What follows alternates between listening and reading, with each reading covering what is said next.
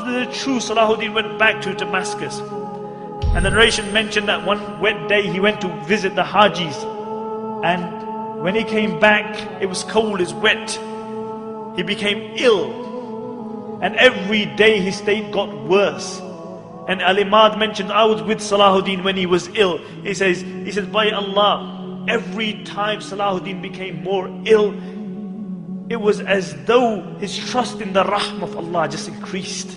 He said, the weaker his body got, the stronger his trust in Allah became. And even in that state, Salahuddin couldn't go to the masjid anymore.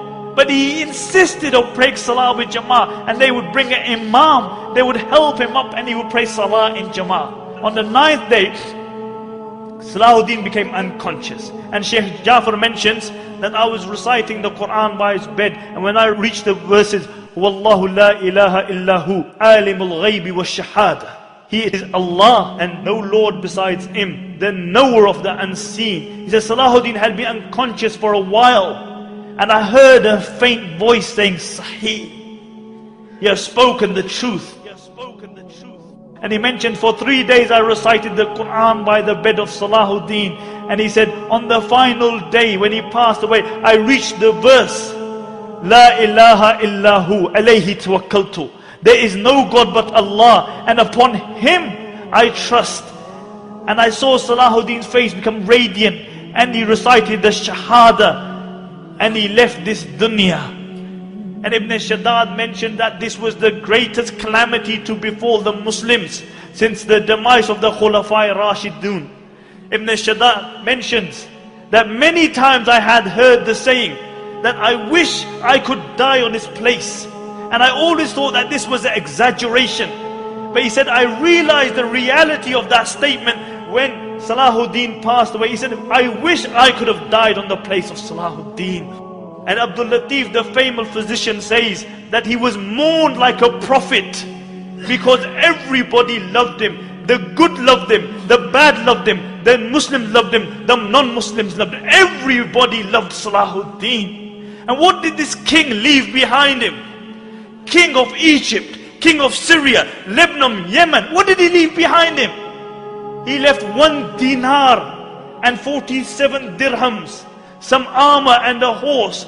This is all he left behind him. They had to borrow money for his janazah. But I'll tell you what he left behind him. He left a legacy behind him. He left a legacy behind him. And this is why we are gathered here today. He passed away at the time of Fajr, and after Dhuhr they brought his body out.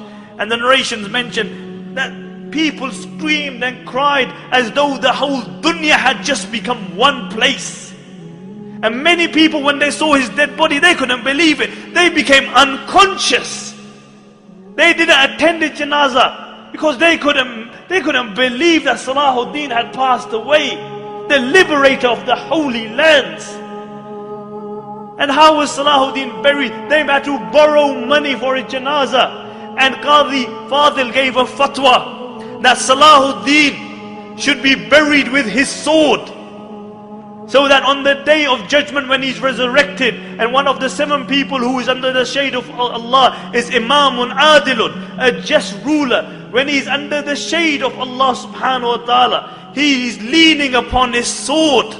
So everybody sees that this is the liberator of the holy lands.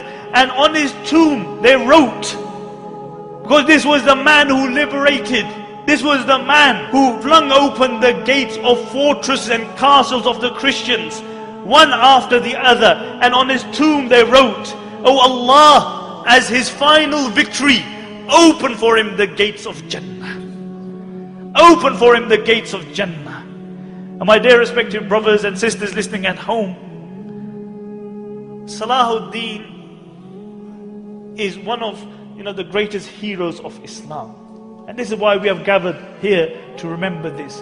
But the problem with many Muslims has become today, or with all Muslims, is that we live off our legacy. As a poet says, he said the Muslims come to the grave of Salahuddin, and they come again and again. And what do? They stand by the grave of Salahuddin and they say, Qum ya Salahuddin, Qum.